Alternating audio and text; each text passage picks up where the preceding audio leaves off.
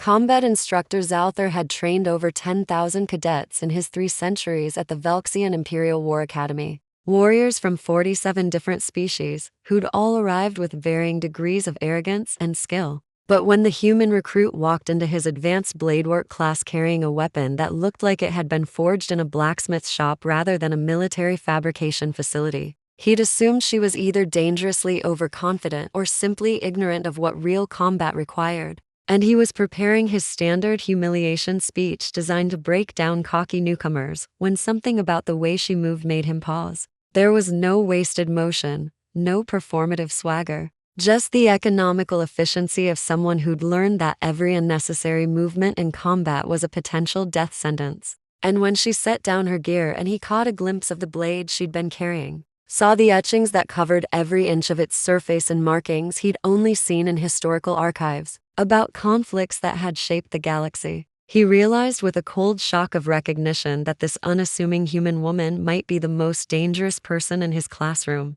Possibly the most dangerous person he'd ever trained. Lieutenant Kira Chen stood at the back of the training hall trying to be invisible, which was nearly impossible when you were the only human in a class of Vel'ksian warrior elites. 7-foot-tall reptilian beings whose species had built an empire through military excellence and who viewed humans as the galaxy's newest curiosity. Barely a century into space travel and already making bold claims about joining the Interstellar Defense Coalition. But Kira had learned long ago that being underestimated was often the greatest tactical advantage. Let them see a small human female with a primitive metal blade while she assessed their strengths, their weaknesses, their patterns. And by the time they realized she was a threat, she'd already won. Zalthar's yellow eyes tracked her with predatory focus as he addressed the class in the harsh, clicking language that the translation implant rendered into something Kira's brain could process. We have a special edition today. A human volunteer from the species that believes 3 generations of space travel qualifies them for coalition military service, Lieutenant Chen.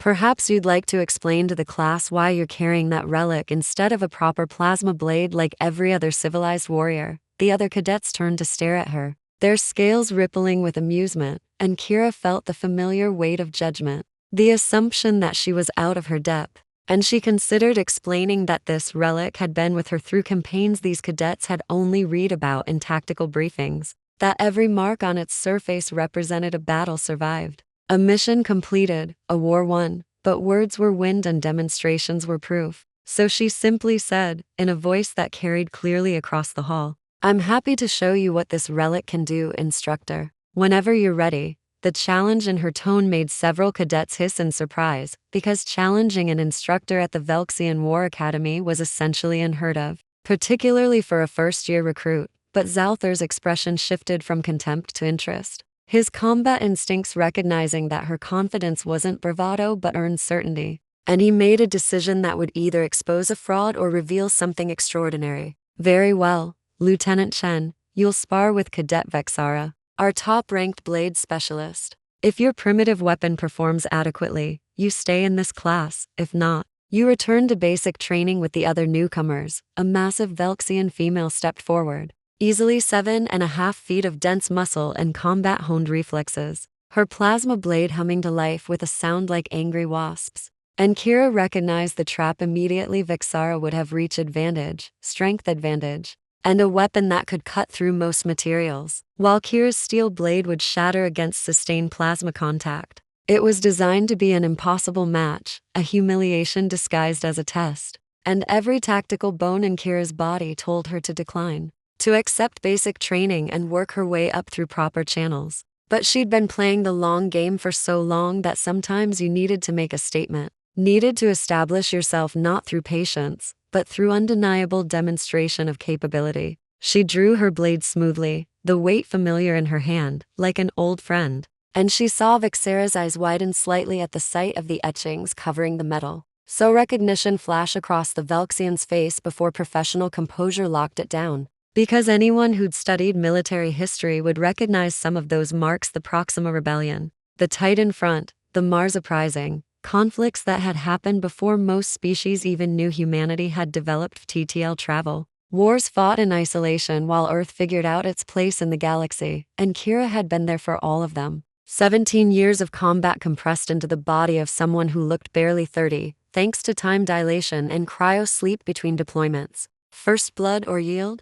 Vexara asked, her voice surprisingly respectful despite the obvious physical mismatch, and Kira appreciated fighting someone who understood that honor mattered even in an exhibition match. First blood, Kira agreed, because she had no intention of seriously hurting a fellow cadet just to prove a point. And they began to circle each other, Vexara's plasma blade casting purple light across the training floor, while Kira's steel caught the overhead lights like captured starlight. Vexara attacked first. A testing strike designed to gauge Kira's reaction speed, and Kira slipped it with minimal movement, her blade rising to deflect the plasma edge at an angle that prevented sustained contact. And she saw surprise flicker across Vexara's face, because that deflection required perfect timing and understanding of plasma blade physics, required knowing exactly where the magnetic containment field was weakest. And Kira had fought enough plasma-wielding opponents to have mapped those weaknesses into muscle memory. They exchanged a flurry of strikes, Vexara's superior reach, forcing Kira to work inside the optimal range, getting uncomfortably close to those plasma edges. But Kira had always fought opponents bigger and stronger than herself, had learned that technical precision could overcome physical advantage if you were willing to operate in the margins where mistakes were lethal. And she could see Vexara starting to realize this wasn't going to be the easy victory the match parameters suggested. The Vel'ksian shifted tactics, using her strength to drive powerful overhead strikes designed to overwhelm Kira's defense. But Kira didn't try to block them directly, instead redirecting and moving, making Vexara work for every attack, burning energy while Kira stayed economical. And she saw the exact moment when Vexara's frustration overcame her training, saw the telegraph strike coming from anger rather than strategy. And Kira was inside her guard before the Vel'ksian could recover. Her steel blade pressed against Vexara's neck with enough pressure to mark the scales but not break skin. First blood, Kira said quietly, and stepped back, and the training hall was absolutely silent because every cadet had just watched a human who barely reached the Vel'ksian's chest level systematically dismantle their top blade specialist, using what they'd dismissed as a primitive weapon. And the implications were spreading through the class like ripples in still water. Zalthar's expression was unreadable as he approached, his massive form looming over Kira, and she prepared for the repercussions of embarrassing his star student. But instead he said, "That blade, Lieutenant Chen. I need to see it up close, if you'll permit." Kira hesitated because her blade was personal, was the only thing she'd carried through every deployment, every war, every impossible situation she'd survived. But Zalthar's tone wasn't demanding, it was requesting, and she found herself handing over the weapon, watching as he examined the etchings with an intensity that suggested he was reading a history book written in scars and scratches. His clawed finger traced a particular mark, a series of notches grouped in sets of 5, and he said something in his native language that the translator rendered as a curse, or perhaps a prayer. And when he looked at Kira again, there was something in his eyes that hadn't been there before, something that looked like recognition mixed with horror.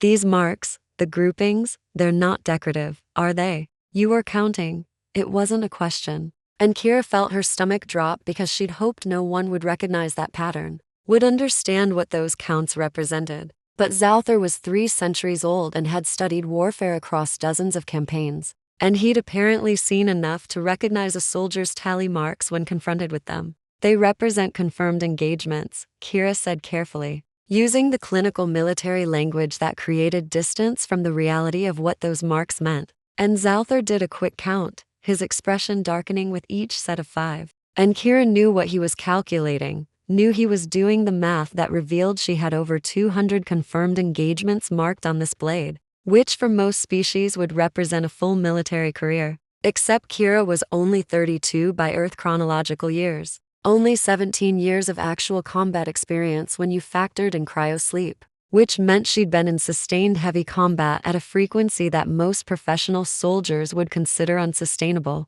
The Proxima Rebellion, Zalthar said, pointing to a cluster of marks near the blade's guard. That was 40 years ago, by Galactic standard. You weren't even born yet. How do you have marks from that conflict? And there it was, the question Kira had been avoiding since arriving at the academy. The reality of time dilation and military service that humanity's recruitment posters never quite explained adequately. The fact that when you spent years in cryo-sleep traveling between deployment zones and your combat tours happened at relativistic speeds, you could fight in wars separated by decades of calendar time while barely aging yourself, could become a veteran of conflicts that were historical events to everyone else, while still looking like a young recruit. I was 18 when I enlisted, Kira said, aware that every cadet in the hall was listening, aware that she was exposing vulnerabilities she usually kept carefully guarded. Earth was still figuring out its first colony ships, still establishing a foothold in the Proxima system, and the mining corporations were exploiting workers in ways that eventually sparked rebellion. I was in the first wave of peacekeepers sent to stabilize the situation. Spent 2 years in that combat zone before getting cryo-shipped to the Titan front. Then Mars, then a dozen other conflicts. By calendar time, those wars span 40 years. By my personal timeline, they're all within my service record. Continuous deployment with cryo-sleep between assignments. You age slower, but you also never really stop fighting. There's always another war, another deployment, another cryopod with your name on it. The training hall was silent as the implications settled over the cadets. Because most species didn't use cryo deployment the way humanity did, didn't treat their soldiers as resources to be frozen and thawed and shipped across decades to wherever conflict erupted. And the ethical implications of that were something the Interstellar Defense Coalition had been debating since humanity applied for membership. But seeing it personified in this small human woman who'd fought in more campaigns than most of them had years of life, that made it viscerally real in a way policy debates never could. Zalthar handed the blade back with a gentleness that surprised Kira, and he said, "You've earned your place in this class. Lieutenant Chen, though I suspect you could teach several of these modules yourself. We'll discuss your training plan privately." Dismissed. The other cadets dispersed with new respect in their eyes. Vexara approaching Kira directly and extending her clawed hand in what Kira had learned was a Velxian gesture of warrior acknowledgement. "You fought with honor and considerable skill," Vexara said, her translator, rendering the formal cadence of the compliment. "I would be honored to train with you again, to learn from your experience. If you're willing." Kira shook the offered hand carefully, aware of the strength difference, aware that this was Vexara extending friendship, or at least professional respect, despite the embarrassment of their match. "I'd like that," Kira said honestly, because she'd spent so much of her military career isolated by circumstance and classification that genuine camaraderie felt rare and valuable. "And Vexara, you're an excellent fighter. Your technique is sound. I just had the advantage of experience fighting opponents with reach and strength." Advantages. "It's most of what I do." Over the following weeks, Kira settled into the academy's rhythm, training alongside cadets who'd initially dismissed her but now watched her with curiosity and varying degrees of respect. And she found herself developing an unexpected friendship with Vexara, the Velxian warrior, who'd lost their first match but had responded by asking Kira to help her improve rather than nursing wounded pride. And they fell into a pattern of evening sparring sessions where Vexara worked on fighting smaller, faster opponents, while Kira appreciated having a training partner who pushed her to maintain her edge. It was during one of these sessions that Vexara asked the question Kira had been waiting for, the one that everyone eventually asked once they got past the initial shock of her service record. "Why do you keep doing it? The deployments? The cryo-sleep? You've earned retirement several times over by any military standard. You could stop, settle somewhere, live a life that doesn't involve constant warfare. Why don't you?" Kira finished the combination they'd been drilling before answering, buying time to formulate a response that was honest but didn't expose the full, complicated truth of her motivations. "Because I'm good at it," she said finally. "And because someone has to be the person who steps up when conflicts erupt. And because I've been doing it so long that civilian life feels like trying to wear someone else's skin, it doesn't fit anymore." Maybe it never did. Vexara's scales rippled in a pattern Kira had learned indicated thoughtful consideration. "That's part of it, but not all. I've seen how you train, Kira. You're not someone going through motions. You're someone preparing for something specific. Like you're waiting for a particular fight. What are you preparing for?" Kira felt something crack in her carefully maintained defenses, because Vexara had somehow seen past the surface to the truth Kira barely admitted to herself. That every deployment, every training session, Every skill she'd honed was preparation for a conflict she knew was coming, but couldn't quite name. The feeling that humanity's integration into galactic civilization was heading toward a crisis point, and she needed to be ready when it arrived. The coalition is fragile, Kira said quietly, aware that speaking this truth could be considered sedition if the wrong people heard. It's held together by treaties and mutual interests. But there are fault lines, species that resent humanity's rapid advancement, factions that see us as threats rather than partners. And I've read enough history to know that when empires fragment, the violence is catastrophic. I'm preparing for the possibility that humanity might need soldiers who understand both human warfare and coalition tactics, who can bridge that gap when traditional diplomacy fails. Vexara was silent for a long moment, her weapon lowered. And then she said something that surprised Kira. My people have the same concerns. The Vel'ksian Empire has been coalition members for 6 centuries. But we remember what it was like before, when our expansion was checked by force rather than negotiation. And some of our leaders wonder if the coalition's peaceful period is ending. If we're approaching another age of galactic conflict. That's why I'm here, training with the best. Preparing for a war I hope never comes, but suspect is inevitable. Kira felt a connection solidify between them. The recognition that they were both warriors operating under the shadow of future conflict, both preparing for storms they could feel building on the horizon. And she extended her hand in the human gesture that Vexara had learned meant partnership. Then we prepare together, Kira said, and maybe if enough of us are ready, are trained to work across species lines, we can prevent the worst of it, or at least minimize the casualties when it arrives. They shook on it, human and Vel'ksian. And that moment of connection would prove more significant than either of them realized. Because 6 weeks later, the Academy went into lockdown as news arrived that coalition frontier stations were under attack by an unknown force. Systematic strikes designed to destabilize the borders. And suddenly the theoretical wars they'd been training for became very real and very immediate.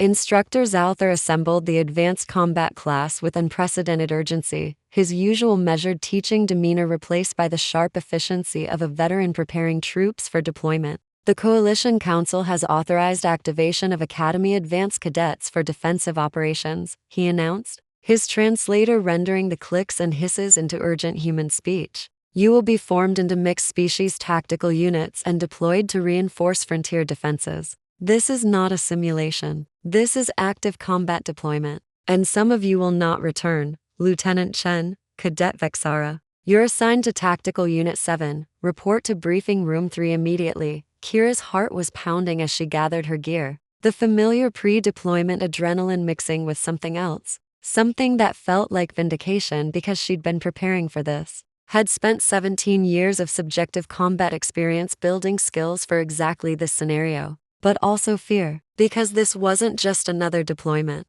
This was the beginning of something larger. The conflict she'd been sensing on the horizon finally arriving. And she didn't know if she was ready. Despite all her preparation, Tactical Unit 7 turned out to be a mixed group of Academy top performers. 6 different species including 3 Vel'ksians, 2 humans besides Kira, a Kesari engineer, and a Draxian tactical coordinator, and they were briefed on a situation that was simultaneously clear and mysterious: frontier stations under coordinated attack. The enemy using hit-and-run tactics that suggested significant intelligence about coalition defensive patterns. Casualties mounting, and an urgent need for rapid response forces to shore up defenses while the main fleet mobilized. Your unit will deploy to Station Theta 9, a critical communications hub that's currently under siege. Your mission is to hold the station until relief arrives. Estimated time for reinforcements is 72 hours. There are approximately 400 civilians sheltering in the station's core. They are your primary concern.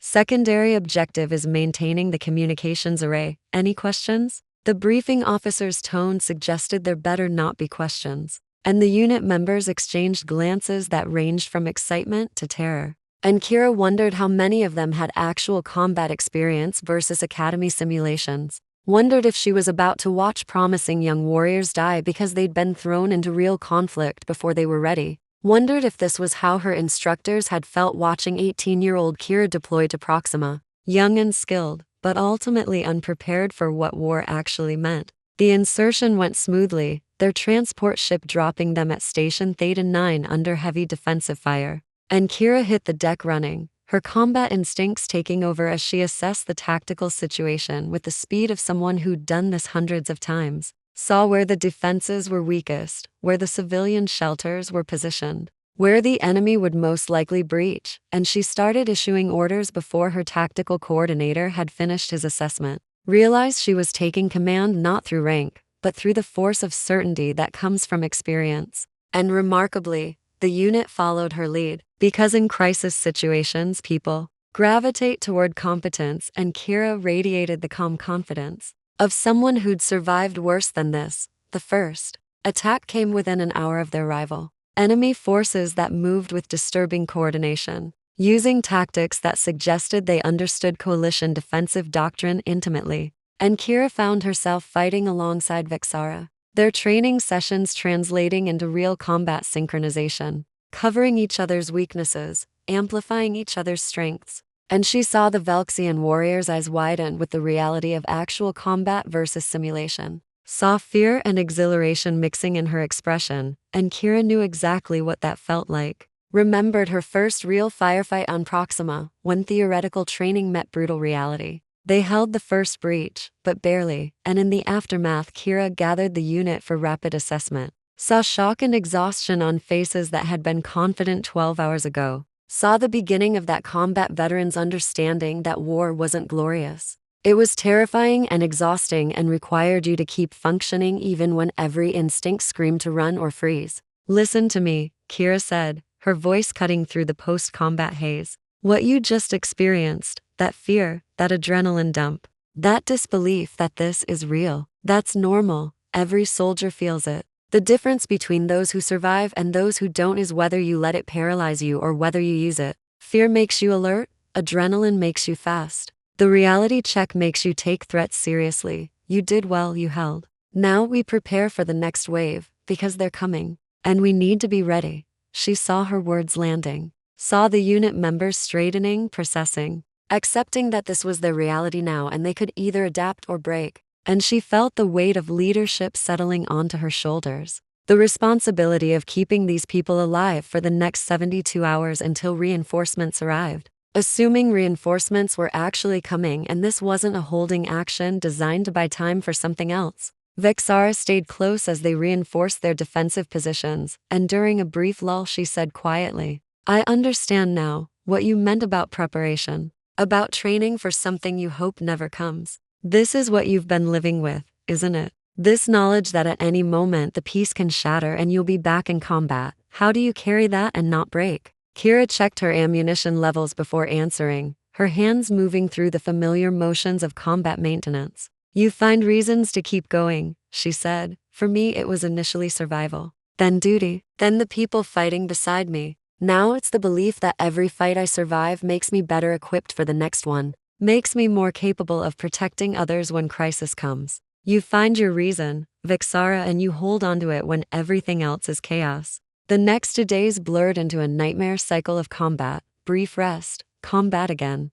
The enemy probing their defenses with increasing sophistication. And Kira found herself drawing on every scrap of experience from every deployment she'd survived, adapting tactics from the Proxima urban warfare to counter the enemy's breach attempts, using lessons from Titan's low-gravity combat to optimize their defensive positioning, pulling from the Mars Uprising's guerrilla playbook to set traps that disrupted enemy coordination. And she could see her unit learning in real time. See them transforming from academy cadets into actual combat veterans. See the cost of that transformation in their eyes and their exhaustion and their losses, because they'd already lost 2 members. The Kesari engineer killed in a breach and one of the human soldiers critically wounded. And Kira felt each loss like a personal failure, even though she knew intellectually that casualties were inevitable in combat. You couldn't save everyone, but knowing that didn't make it hurt less. On the 3rd day, with their ammunition running critically low and the civilian shelters running out of supplies,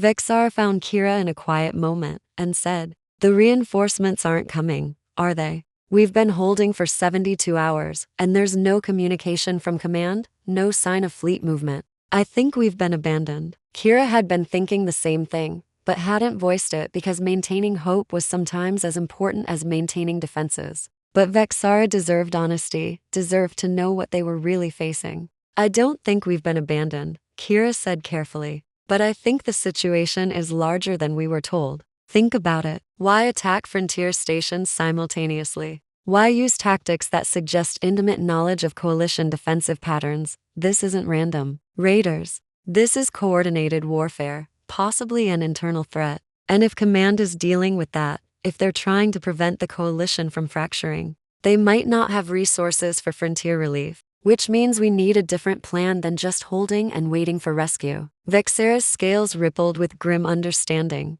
"You're talking about evacuation, abandoning the station. But the civilians, the communications array, our orders," Kira cut her off gently. "Our orders were based on assumptions that might no longer be valid. Our primary responsibility is keeping people alive. If staying means we all die when our defenses finally fail, and evacuation means most of us survive, that's not abandoning our mission. That's adapting to changing tactical reality. I've done this before, Vexara. I've been in situations where following orders meant everyone dies and breaking orders meant most people survive. And I've learned to make that choice when necessary." They spent the next 6 hours preparing an evacuation that required precision and luck in equal measure, coordinating with the station's remaining staff to prep the emergency vessels, gathering the civilians, and timing their departure for a gap in the enemy attack pattern that Kira had identified through careful observation. And when the moment came, they moved with desperate speed, loading civilians and wounded first, then equipment, then the defensive unit. Kira and Vexara staying until the last moment to cover the evacuation. And Kira felt the familiar weight of being the last one out, the responsibility of holding the line while everyone else got to safety. Except this time, she wasn't alone. Vexara was beside her, refusing to leave until Kira did. And they fought their way to the final shuttle together. Plasma fire and steel blade working in perfect synchronization as enemy forces tried to overwhelm their position. They made it aboard with seconds to spare, the shuttle launching under heavy fire. And Kira watched through the viewport as Station Theta 9 disappeared behind them, felt the complicated mixture of relief and loss that came from surviving a combat deployment that had cost lives and required abandoning ground they'd been ordered to hold. And she wondered if she'd made the right call. If evacuation had been tactical necessity or moral failure. And she knew that question would haunt her like all the others. Like every impossible decision combat forced you to make. The shuttle rendezvoused with a coalition fleet that was in significantly worse shape than Kira had expected. Ships damaged, formations disrupted. And when they finally got debriefed, the full scope of the crisis became clear. What had started as frontier attacks had escalated into a coalition-wide conflict. Internal factions backed by external forces attempting to fragment the alliance. And the coordination Kira had suspected was actually a sophisticated insurgency designed to exploit species tensions and long-standing grievances. And the coalition was fracturing exactly as she'd feared, exactly as she'd been preparing for. Except no amount of preparation made you ready for watching galactic civilization tear itself apart. In the chaos of fleet reorganization, Instructor Vel'krath found Kira and Vexara, his expression carrying a weight that suggested he had news neither of them would like. "Your unit's actions at Theta 9 are under investigation," he said bluntly. "Abandoning a strategic position without authorization, disregarding direct orders to hold. Command wants an inquiry. But before that happens, I need to tell you something. The enemy forces you fought, we've identified them. They're not external invaders. They're coalition species. Multiple factions who've decided the alliance is failing and they'd rather fight for independence than maintain unity. And they're using human tactical approaches, your tactical approaches specifically. Someone has been studying Earth's military history and teaching it to coalition dissidents." Kira felt ice in her veins because that meant her wars. The conflicts she'd fought thinking she was serving humanity's interests had been documented and weaponized, had become a training manual for forces trying to destroy the coalition. And she didn't know whether to feel betrayed or vindicated in her paranoia. But mostly she felt tired, bone-deep exhausted in a way that went beyond physical fatigue into the weariness of realizing that your entire service, all those deployments and sacrifices might have contributed to exactly the outcome you'd been trying to prevent. Vexara's hand on her shoulder pulled her back from that spiral,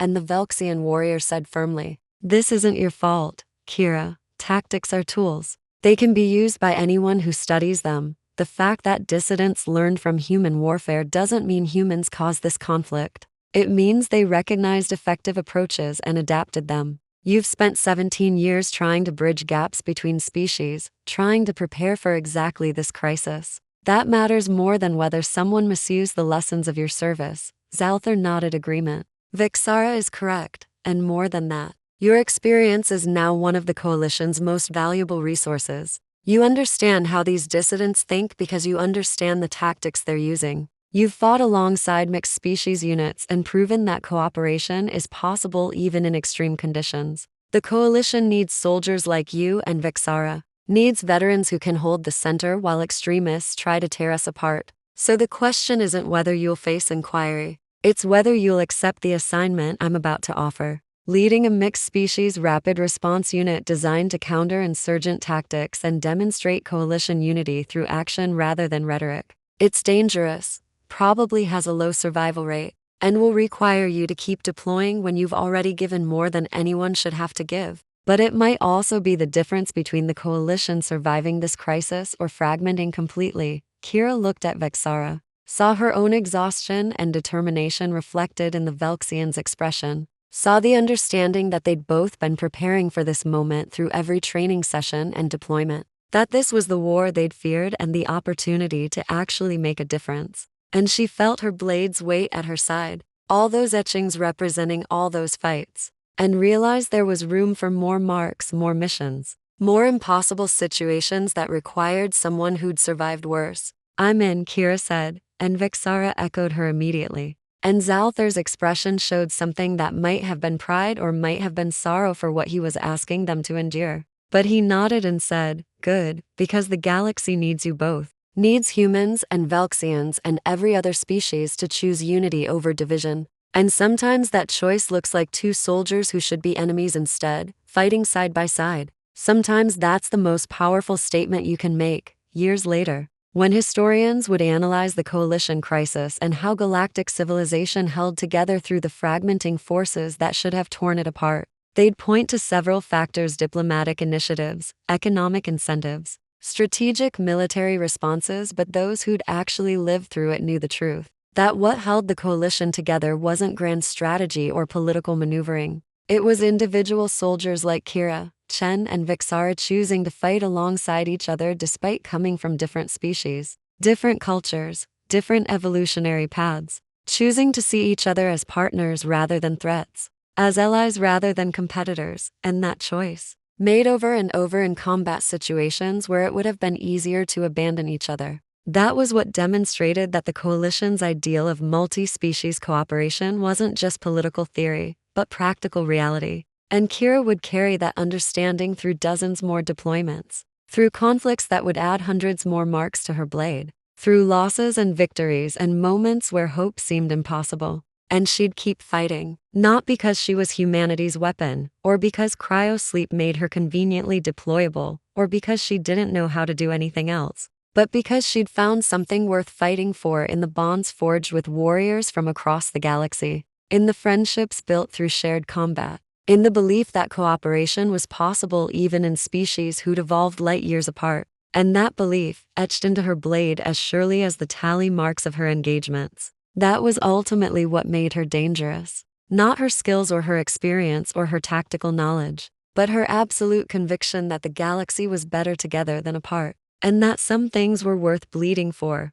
worth fighting for, worth living for. And she'd carry that truth forward into whatever conflicts came next, knowing that her blade would gain more marks, her service record would grow longer, her personal timeline would continue diverging from calendar time, but also knowing that every fight she survived made her better equipped to protect those who couldn't protect themselves. And in the end, wasn't that what all those wars and deployments and impossible choices were really about? Using the strength you'd earned through suffering to shield others from having to suffer the same way, paying forward the protection you'd received from those who'd fought before you, becoming the veteran you'd needed when you were the scared 18-year-old deploying to Proxima, and finding that somewhere in all that service and sacrifice, you'd become someone worth being. Someone who could look at their blade, covered in the marks of galactic wars, and see not just a record of violence, but a testament to survival, to resilience, to the stubborn human conviction that no matter how dark things got, no matter how impossible the odds, you kept fighting, kept hoping, kept believing that tomorrow could be better than today if you were willing to fight for it.